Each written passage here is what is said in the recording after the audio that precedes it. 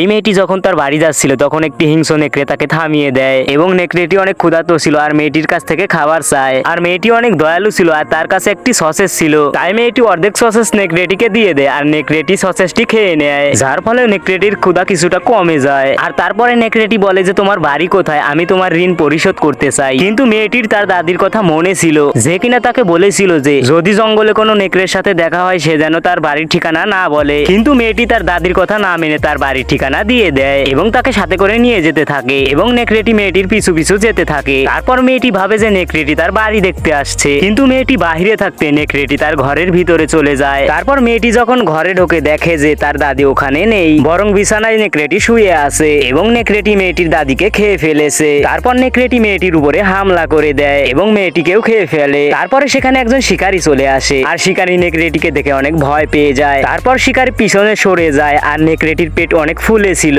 যে কারণে নেকড়েটি হাঁটতে পারছিল না। তারপরে নেকড়েটি শিকারীর দিকে এগোতে থাকে। তারপরে নেকড়েটি পড়ে যায় এবং শিকারী তার পেট থেকে একটি আওয়াজ শুনতে পায়। তারপরে শিকারী নেকড়েটির পেট কেটে ফেলে এবং নেকড়েটির পেট থেকে একটি বাচ্চা বেরিয়ে আসে আর নেকড়েটি যা যা খেয়েছিল সবকিছু বেরিয়ে আসে এবং কি মেয়েটির দাদিও জীবিত ছিল। বন্ধুরা, এই ভিডিওতে একটি লাইক করলে পার্ট 2 খুব দ্রুত চলে আসবে।